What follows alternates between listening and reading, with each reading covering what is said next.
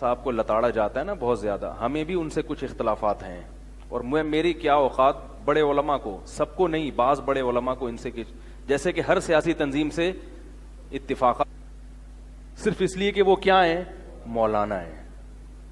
میری تو بحث ہوتی رہتی ہے نا دن بھر, تو ہم یہ نہیں کہ میں ان کی حمایت کر رہا ہوں یا ان کی مخالفت کر رہا ہوں, میں تو بار بار بتاتا ہوں کہ ممبر پہ میں کسی سیاسی جماعت کی نہ حمایت کرتا ہوں نہ مخالفت کرتا ہوں.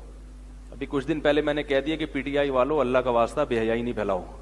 ٹھیک, اس پہ پی ٹی آئی والوں نے جو لتاڑا ہے مجھے تمیز سے, بھائی میں نے کب کہا کہ پی ٹی آئی کو ووٹ نہ دو, یہ پی ٹی آئی والے غلط ہیں. میں نے یہ کہا کہ ان کا یہ کام کیا ہے, تو اتنا تو دودھ کا دھلے ہوئے نہیں ہے نا کہ بھائی کو سارے کام صحیح کر رہے ہیں, اتنا کون دودھ کا دھلا ہوا ہوتا ہے. نہ میں نے یہ کہا کہ ووٹ دینا غلط ہے, نہ میں نے یہ کہا کہ عمران خان کا وزیر اعظم بننا اچھا نہیں ہو رہا. میں نے اتنا سب کہہ دیا, اللہ کا واسطہ آپ لوگ بہت اچھے ہو مگر یہ کام, لیکن قوم میں تحمل ہی نہیں ہے. جو جس تنظیم کا ہوگا وہ سمجھے گا یہ امام مہدی کا لشکر ہے, اس پہ انگلی نہیں اٹھائی جا سکتی. اتنا زیادہ کسی سے نہ عقیدت کرو, نہ بہت زیادہ کسی سے نفرت کرو, اعتدال کا راستہ ہونا چاہیے. تو میں یہ عرض کر رہا تھا کہ بھئی ہمیں بھی بعض چیزوں میں اختلاف ہوتا ہے, اور اس اختلاف کا ہر ایک کو حق ہے. آپ اس اختلاف سے اتفاق نہ کریں, آپ بولے بھئی ان کی رائے غلط ہے, تمیز سے اپنے کمنٹس کر دیں کہ بھئی یہ غلط ہے, یہ رائے غلط ہے ان کی, اس میں کون سی ایسی. لیکن بوٹ پالیشیا اور پتہ نہیں کیا کیا تانے.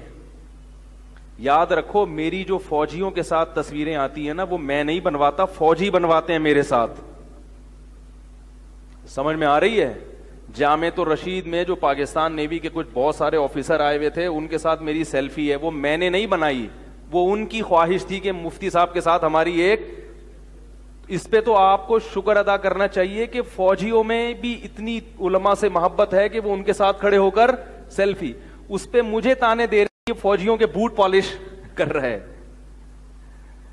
تو نیگیٹو سوچنے کی کوئی انتہا نہیں ہے, سوچتے رہو کوئی بھی. اور میں اگر کبھی فوج کی حمایت میں 100 خامیاں ماننے کے باوجود, مانتا ہوں 100 خامیاں ہیں, پھر بھی میں کہتا ہوں ملک اگر بچا ہوا ہے تو کس کی وجہ سے, یہ تو ایک حقیقت ہے, بچا ہوا اس کی وجہ سے ہے بس. اس سے زیادہ میں فوج کی تعریف نہیں کرتا, اور اگر کرتا بھی ہوں تو 2-4 پوائنٹ میں. باقی فوجیوں کی حرکتیں ساری دنیا جانتی ہے کہ کیا کر رہے ہیں وہ.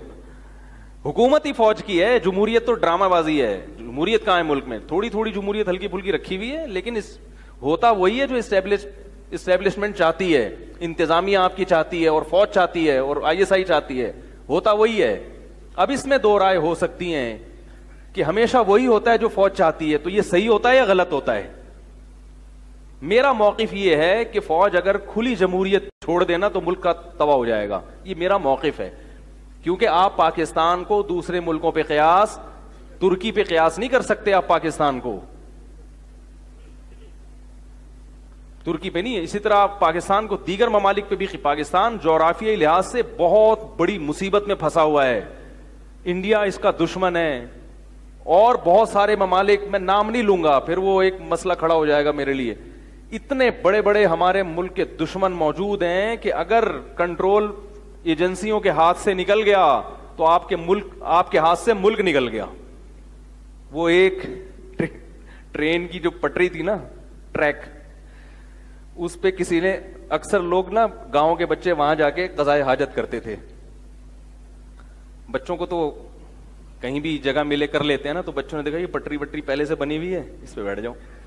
تو حکومت نے ایک دن وہاں بورڈ, حکومت کئی دفعہ بورڈ لگاتی کہ بھائی یہاں نہ کریں, یہاں نہ, تو پھر ایک دن حکومت نے بورڈ لگایا کہ اللہ کا واسطہ آپ ٹرین کے ٹریک پر ہاتھ سے تشریف نہ دھوئیں, ورنہ تشریف سے ہاتھ دھونے پڑ جائیں گے. سمجھ, آپ ٹرین کی پٹری پہ ہاتھ سے تشریف کا مطلب غیر مہذب لفظ تو نہیں میں استعمال کروں گا نا, آپ ہاتھ سے اپنی تشریف یہاں بیٹھ کے نہ دھوئیں, ورنہ تشریف سے ہاتھ, ٹرین آ گئی تو تشریف سے ہاتھ دھونے پڑ جائیں. سمجھ میں آ رہی ہے بات؟ تو میرا موقف یہ ہے، اس میں آپ 100 دفعہ اختلاف کریں، اس میں کون سی ہے؟ جمہوریت کا مطلب یہ ہے کہ جو مرضی، جو آپ کی سمجھ میں آ رہا ہے بول لو آپ. تو میں اس لیے کہہ رہا ہوں کہ اسٹیبلشمنٹ یا انتظامیہ یا ہمارے ملک کی جو ایجنسیاں ہیں وہ کچھ نہ کچھ کرتی رہتی ہیں اٹھک پٹخ. اس کی وجہ یہ ہے کہ بالکل اگر ان کو فری ہینڈ دے دیا جائے تو یہ بہت بدماشی پہ ادھر آتے ہیں. ہمارے سیاسی لیڈر باقی گڑبڑ کرتے ہیں تو ساری دنیا جانتی ہے، اتنے دودھ کے دھلے ہوئے نہیں ہیں، اور ہم زیادہ جانتے ہیں ان کی بدماشیاں، آپ سے زیادہ جانتے ہیں. لیکن میں نے بتایا تھا نا، ابا کی مثال دی تھی کہ بھائی ابا جیسے مرضی ہوں لیکن ابا ابا ہوتے ہیں، برداشت کرنا پڑتا ہے. تو آپ لوگوں بھی برداشت کرو. باقی مجھے اللہ کی قسم فوج کی طرف سے کوئی 1 روپیہ بھی نہیں ملتا، حتیٰ کہ کوئی اپریشیٹ بھی نہیں کرتا. کسی فوجی نے مجھے کبھی فون نہیں کیا بڑی مہربانی آپ کی، آپ فوج، کچھ بھی نہیں ہوتا. سمجھ رہے ہو؟ نہ کوئی ٹیلی فون کر کے کوئی اپریشیٹ کرتا ہے، حمایت کرتا ہے، نہ کبھی کوئی ملنے کے لیے آیا کہ ماشاءاللہ ماشاءاللہ. باقی جامعۃ الرشید میں جو فوجی آئے تھے انہوں نے کھڑے ہو کر سیلفی بنائی، ان میں سے بہت سارے ہمارے شاگرد تھے جو نیوی میں گئے ہیں، ہم سے پڑھا ہے انہوں نے. تو اس کے بعد جب پاکستان نیوی نے یہ جو کمیشن آفیسر کے لیے علماء کو بھرتی کیا، اس میں جامعۃ الرشید کے بہت سے طلبہ گئے ہیں، دیگر مدارس کے بھی گئے ہیں. تو وہ پھر بیان بھی سنتے ہیں، بالکل ابھی 2nd لیفٹیننٹ بھرتی ہوئے ہیں وہ لوگ. تو ظاہر ہے ان کی خواہش تھی. تو اب اس پہ پتہ نہیں کیا بوٹ پالیشیا اور کیا پالیشیا.